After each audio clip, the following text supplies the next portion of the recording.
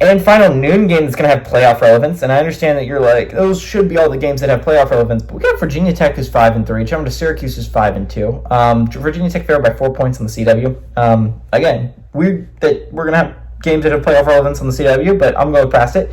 Kyron Drones has gone 127-204, thrown for 1,447 yards, 10 touchdowns, 5 interceptions.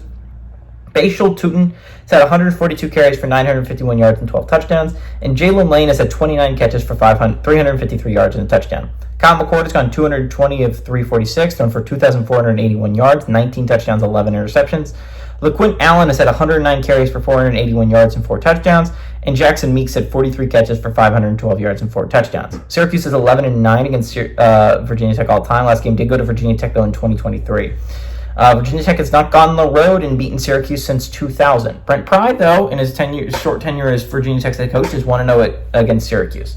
I know what you're thinking. Virginia Tech, Syracuse, this shouldn't be a game that has any playoff relevance. Again, I'm not talking about a lot of teams that aren't ranked anymore, considering everyone kind of is, that I consider have games that have playoff relevance. Colorado made it into the top 25 last week.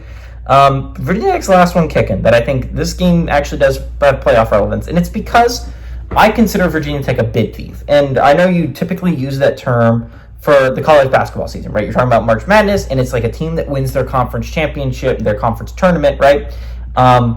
And it was only supposed to be a one bid, or like that team was not supposed to make the playoffs. I think the best example, if you didn't know, was NC State, right? NC State went on the run last year. They won the ACC tournament. That was not a team that was going to make it at large, but instead they win the conference championship. They get the automatic berth, and that left a team that was going to make it at large out of the playoffs, right? And that's like the big, like, that's the how at large works, right?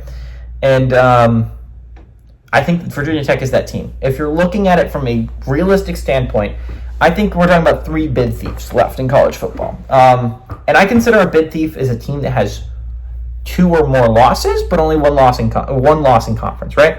And I think that those teams are really interesting, at least to me, because I don't think Virginia Tech has the resume to make it as an at-large. I don't think Colorado is probably going to make it as an at-large, and I don't think LSU should make it as an at-large.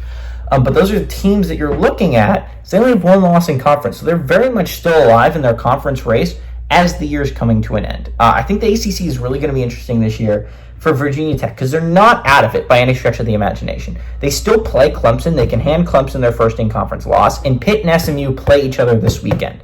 You just need to hope, at least in my opinion, if I was a Virginia Tech fan, I'd hope SMU loses that game because Pitt still has to play Clemson. And then you hope Clemson wins that game, and then suddenly you have a large tie with 1-loss teams in conference. And I think that's going to be really interesting for Virginia Tech. Miami's a rough one because you already lost to them. That's your 1 loss. Virginia Tech's a bid thief, though. They're a little bit of a scary team that if I'm a team like that's on the fringe, like one of these other teams, I'd be wanting Virginia Tech to lose this game. Syracuse is really interesting, too. They don't seem to be a bad team. They got their butts kicked by Pitt the other night, and that was a massive loss for Syracuse because the Syracuse was a team I was talking about as a bid thief last week, right? As a team with 1 in-conference loss. It wasn't a bid thief. They were still in playoff contention, right? Like, they weren't a bid thief. They were legitimately could vie for a playoff spot. They weren't in the top 25, but neither was Duke, and they were still, in my opinion, in the playoff conversation. Syracuse is a good football team. They're going to want to bounce back from that game last weekend. But I think Virginia Tech is a really good football team. If you've been watching them lately, I think they're really good. And honestly, I think if the game against Miami, if they had closed out the game against Miami, and if they hadn't lost in overtime to Vandy, I think we're talking about this team very differently, right? They'd be a 1-loss team. They would absolutely still be in conversation for like an at-large berth. I think we talk about the Hokies a lot differently, and they've been playing their best ball lately. This is still a really good Virginia Tech team. It's still a Virginia Tech team that I think absolutely can make a run. And I think they're a better team than the Syracuse team. I like Virginia Tech to go on the road, get to bowl eligibility, move to 6-3, and keep themselves in the conversation for that ACC championship.